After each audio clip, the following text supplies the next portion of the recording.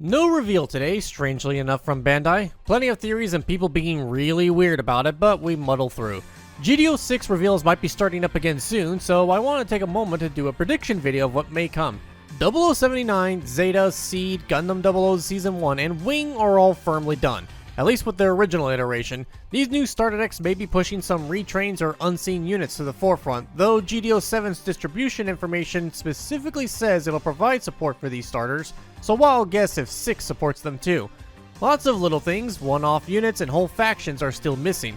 G-Quik still needs their Endymion unit, Unicorn still hasn't given us Kshatriya repaired proper, Gundam 00 Season 2 is ripe for the kickoff along with IBO, but IBO still has like 90% of Galahorn missing, so who knows if that one will even stay white. Speaking of unfinished villains, X's SRA and new UNE are still left unpacked. As far as new stuff, so far our only 2 new series entries are Double Zeta Gundam and Stardust Memory.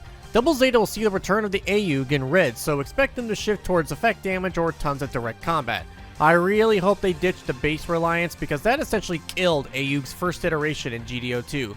Hamon's Neo Zeon will also be returning, but unknown right now if we'll see a whole new Hamon or Cubile, or even if they'll stay in green. My instinct is saying we'll see a new Hamon and Cubile just because the decks are a weird oddity.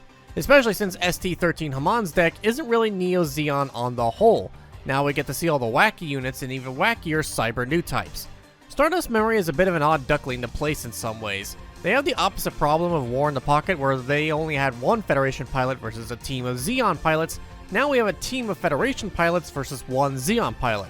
Now granted, there are other named Zeon pilots in Stardust, but most of them either show up to die immediately or only have one episode, barring Sima Gaharu, who is her own basket case of potential faction traits. The other potential issue is that while Ko, Gato, and all their friends that are coming give us new Fedi and Zeon cards, there is a chance that they'll all get the Cyclops team treatment of being okay but insular to their own traits with a specific gimmick. Granted, power scaling has jumped up in the game, so here's hoping if they do that, then they don't fall into the same pitfalls that the previous tribes did. There's enough to spread across 2 sets that they want to try, but I honestly think they could fit it all in one.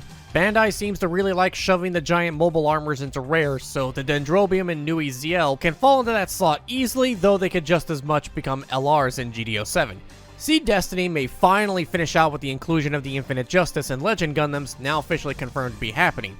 I really hope Legend is good enough to put Minerva back into competitive talks. Hard to say if Mobile Fighter continues getting support as we have Burning headlining GD07, but maybe we'll see some of the fighters of the week leading up to the finals. Which leads to my conclusion of this video.